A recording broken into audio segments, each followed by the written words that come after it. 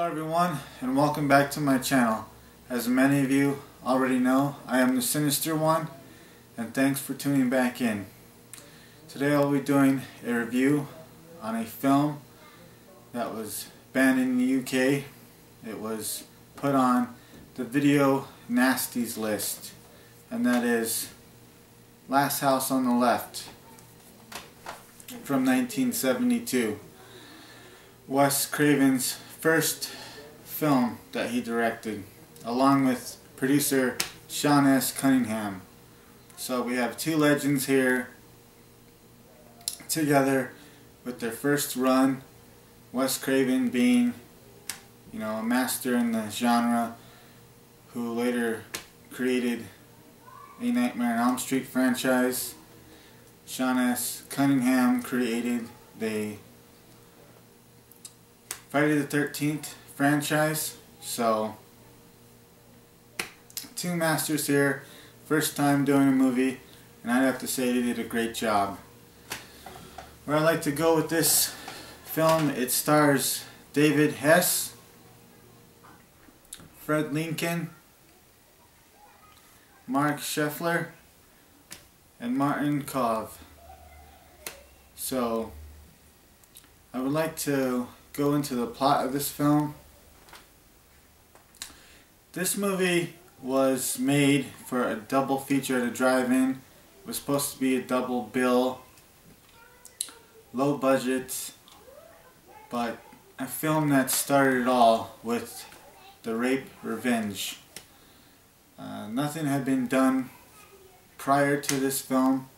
As gruesome as this film is, and vile and disgusting and brutal, this film started it all. So, before I get into any more, I'll take a little break here.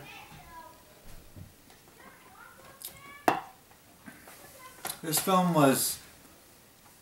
the idea came up from Wes Craven with this film titled A Virgin Spring, that was kind of had the same elements in the film, but this movie right here was just all out, violent. So very different from, the past. So 1972, this film was way before its time. It involves these two parents, these two girls. They want to go to the concert, and they tell their dad, they're going out. So these two friends, they start heading out to go to the concert. Along the way, they make a pit stop. They want to get a little smoke, so they meet up with this creepy looking guy who is a junkie, and he leads them into a little apartment where these characters, Krug, Sadie, and Weasel, happen to be staying. And after that, they take them prisoner, hostage, and eventually they do terrible things to these two little innocent girls. And eventually things go bad, and these girls end up getting murdered after they've been raped and disfigured, mutilated, humiliated. So after they dispose of the bodies, they end up going to the house of one of the parents, and they say, hey, we just want to, stay the night because their car broke down.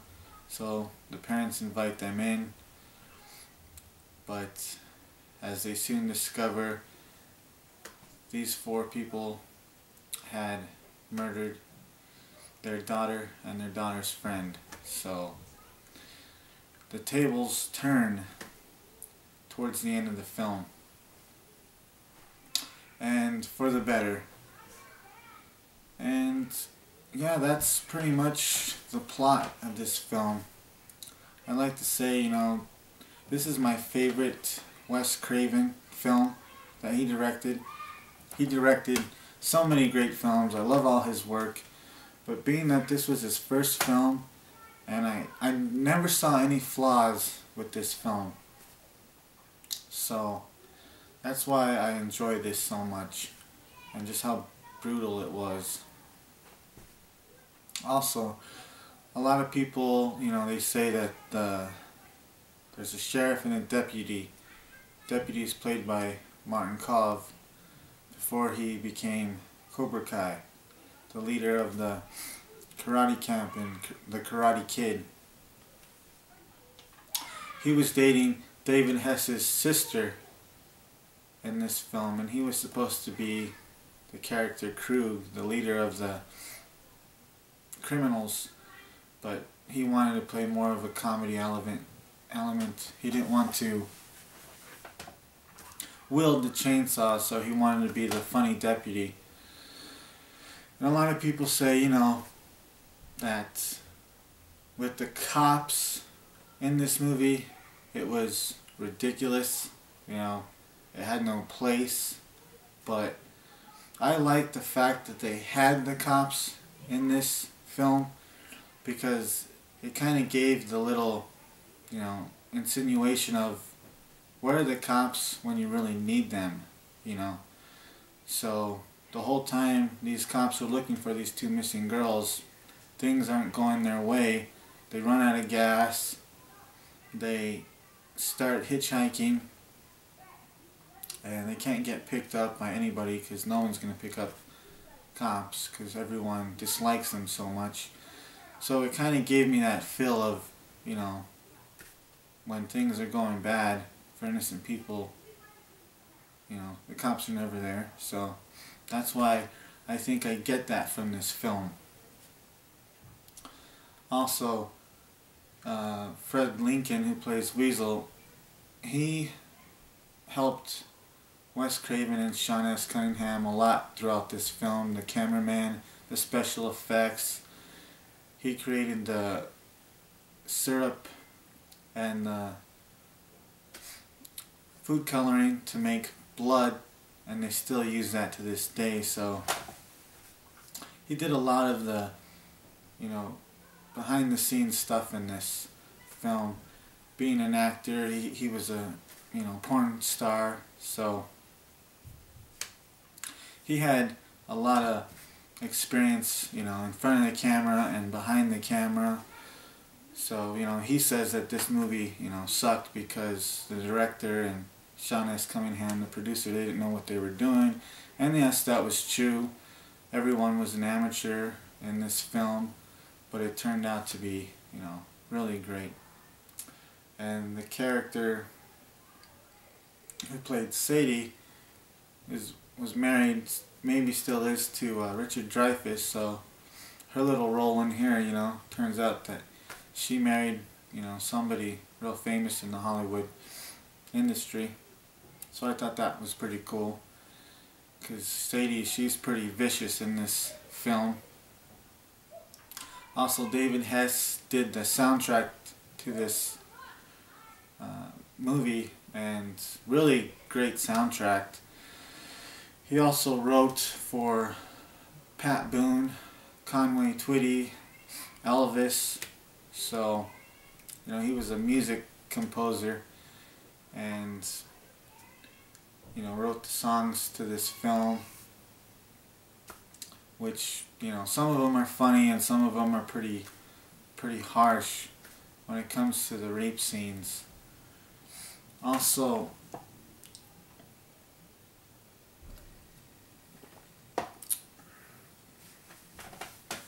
these actors, they've gone off to do other films, especially David Hess, who, rest in peace, passed away in 2011, and just recently Wes Craven passed away, which is, a loss. Two great people in the genre. I love David Hess's other films. He plays the the maniac so well. And with his character being Krug, you know, Wes Craven later created, you know, Freddy Krueger from A Nightmare on Elm Street. So there's that kind of little history right there. And also the jump scene in this film also led on to becoming, you know, real famous in other horror films like Friday the 13th, when Jason pops out of nowhere and scares everyone. You know, this film right here, this was the beginning. So I give this 4 stars hands down. If you can find yourself this MGM release, it's really great. It has commentary with Sean S. Cunningham and Wes Craven, which is absolutely funny to listen to these two guys talk about their film after so many years. It has a introduction with Wes Craven and a couple other forbidden footage, outtakes, and dailies. So this film has some, you know, good stuff. Well worth picking up. Also, this one just came out. It's pretty much, you can come across this film pretty easy. It's another version of The Last House on the Left. This one has more special features.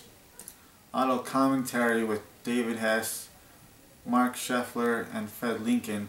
This commentary on here just cracked me up the whole time, these guys.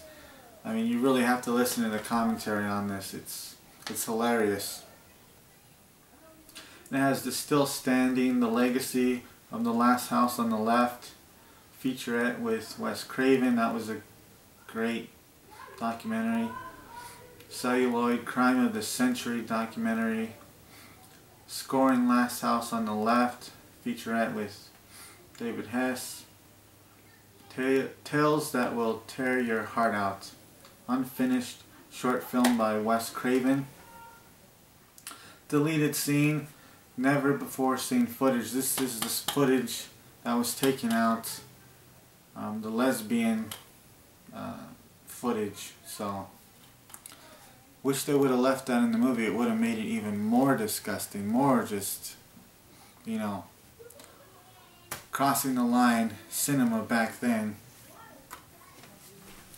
Also, this film was supposed to be titled Night of Vengeance, but it made no money. Also, they tried Krug and Company, The Wild Bunch, that made no money. And there was another title this film was supposed to be, Sex Crime of the Century, but still made no money. So one of their friends, one of Wes' friends and Sean S. Cunningham's friends, was a advertising specialist and called them and said, the title for this film, I would think, would be The Last House on the Left. I think it's catchy, and you know, it'll bring people to the movies and they'll watch and pay for this. So they were kind of like, no, that doesn't make any sense. But last, the L was catchy.